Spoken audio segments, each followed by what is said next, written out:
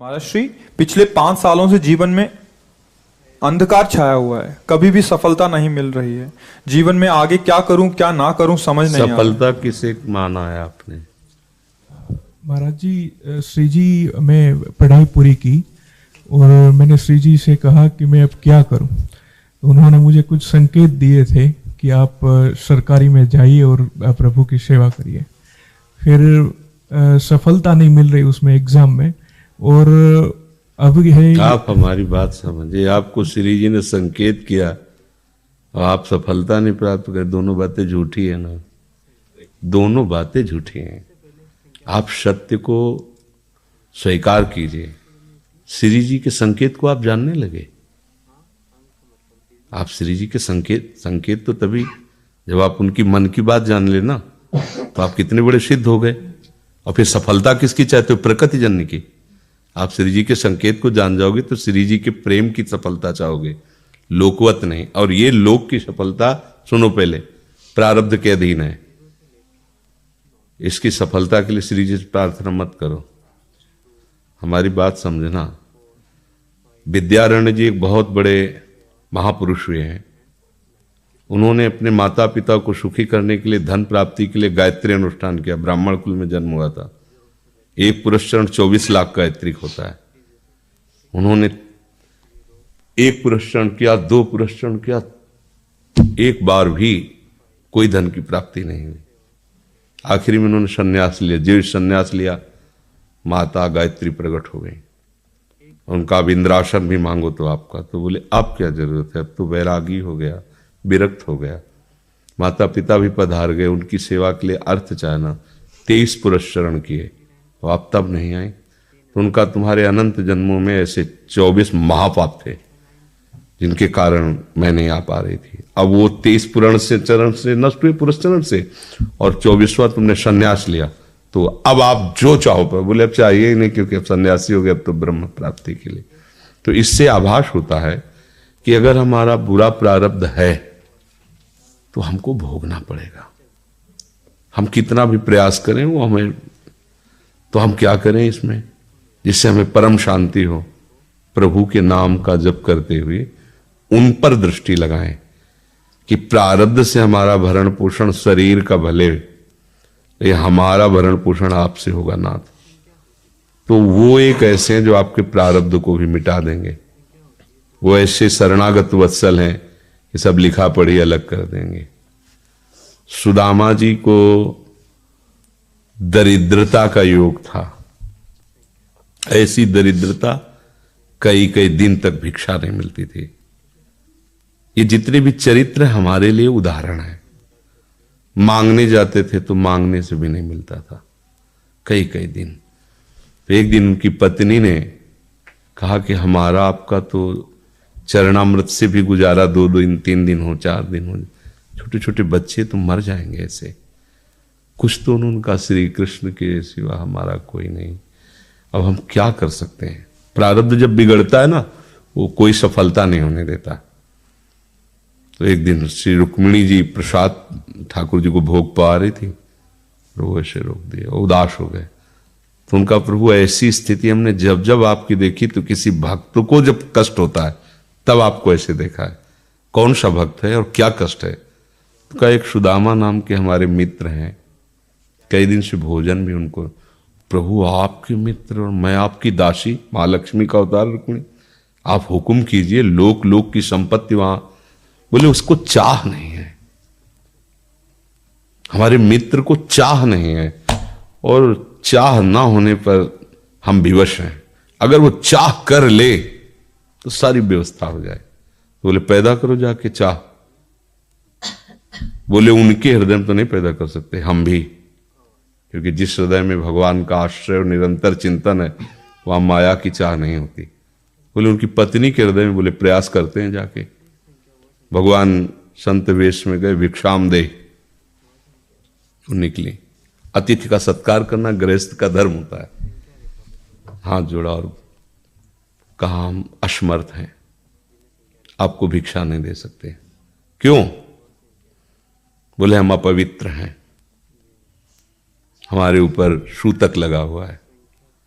किस बात का सूतक? हमने एक पुत्र जन्मा है, तो ठीक है हम 10-12 दिन बाद आ जाएंगे। बोले नहीं, आजीवन अपवित्र रहेंगे।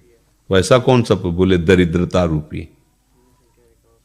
विद्वान की पत्नी है तो ऐसे उनका दरिद्रता रूपी पुत्र का जन्म, अर्थात सीधे कि मैं नहीं दे सकती या देने योग्य नहीं, ऐसा न कहीं कहा, मैं अपवित्र हूं।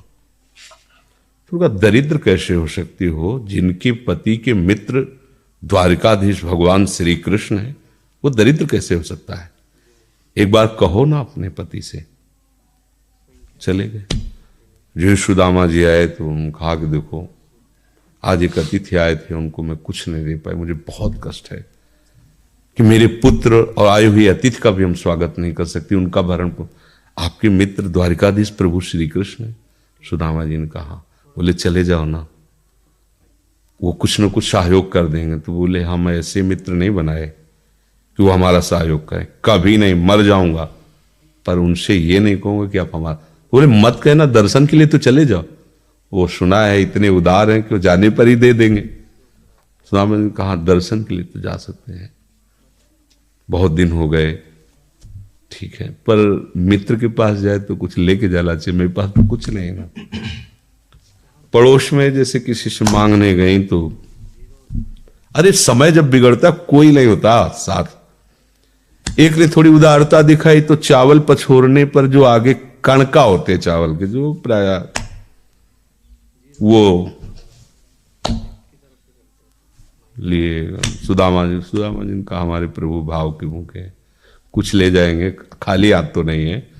पोट्री में सारांश में बता रहे हैं, द्वारपालों ने देखा कि हड्डी हड्डी शरीर में कई जगह से फटे वस्त्र, बेवाई फटी हुई, मतलब दिखाई दे रहा था दरिद्रता की मूर्ति है। तो उनका किससे मिलना है तुमको? तो उनका श्री कृष्ण से। बोले संभाल के बोलो, क्योंकि पार्षद है, अनंत कोट ब्रह्मांडों के नायक प्रभु के ऐसे बोले कोई श्री कृष्ण को ऐसे गली आए, उनका जाके तो तुम बोलो ना, श्री कृष्ण से जाके कह दो कि एक सुदामा नाम के ब्राह्मण आए हुए। पार्षद प्रभु बड़ा अजीब आदमी है, आपका नाम बिना किसी सभ्यता के ले रहा है। वो कह रहा श्री कृष्ण से कह सुदामा, कूद पड़े, भगवान दौड़े। वो पार्षद वो सब की ब्रह्मा जी शंकर जी आते हैं तो वहां खड़े रहते हैं घंटों, भगवान ऐसे भागे जाके। सुदामा जी को पता था ना, हमारे रुक्मिणी जी के महल में रुक्मिणी जी के पलंग पर बैठाते हैं, स्वयं चरण पखारते हैं सब। अब ये वैभव, क्या हालचाल है, कैसे हो? प्रभु आप सब जानते हो, आपकी बड़ी कृपा है। तो ब्याह हो गया, हाँ ब्याह भी हो गए, बच्चे भी हो गए, हमारे पास आए हो तो कुछ तो लाए ही होगे। अब वो सड़े से कपड़े में चावल, कैसे बड़ी बड़ी वो वैभव, महारानियां सब भगवान का। चुप ऐसे बोले, देखो फिर चूक कर रहे हो, हमारे हिस्से की चोरी पहले की थी और फिर चूक कर रहे हो। और उन्हें हिम्मत नहीं पड़ रही थी, इतने महामहिम प्रभु को कैसे हो तंदुर। भगवान ने ऐसे छीला, ओहो आज तक मुझे ऐसा स्वाद नहीं मिला। भगवान बड़ाई कर रहे, देखो रुक्मिणी जी की आंखों में आंसू आ गया, वो दृश्य। भगवान पकड़ लिया हाथ, बस प्रभु हम आपकी सिवा नहीं रह सकती हो। भगवान तो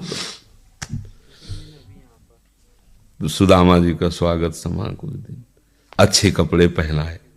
जब चलने लगे ना तो भगवान की तरफ वो देखते, मतलब कामना नहीं पर कि देखा पत्नी कह रही थी जाओगे कुछ न कुछ, चले प्रभु, हाँ ठीक है, इधर से ऐसे चले जाना, हाथ भी खाली। प्रभु ने कहा देखो ये कपड़े जो है ना महंगे हैं, रास्ते में तुम्हें चोर बदमाश, तुम अपनी पोशाक पहने इनको उतार दो। बोले बड़ी कृपा, कपड़े भी उतार लिए और रास्ते में सोचे देखो निगेटिवली सोच रहे, मेरे श्री कृष्ण मुझे कितना प्यार करते हैं।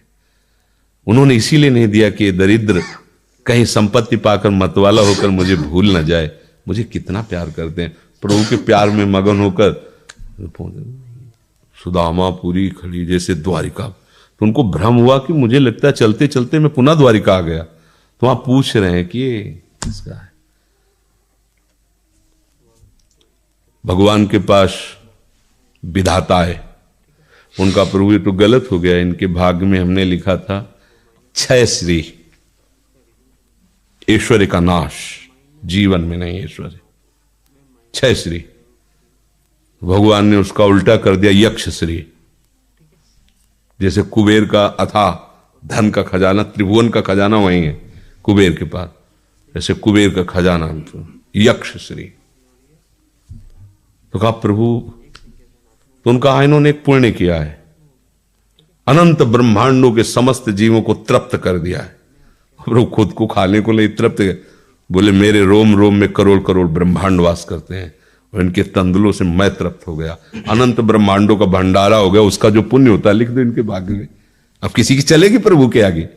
तो एकमात्र प्रारब्ध को मिटाने वाले भगवान है, कर तुम अकर तुम अन्यथा कर तुम। तो आप भगवान की शरण होकर उनका नाम जप कीजिए और उनसे प्रार्थना कीजिए कि आपको उचित लगे तो समस्या का समाधान कर दीजिए, नहीं तो मुझे समस्या से लड़ने का बल और विवेक दीजिए, बात बन जाएगी।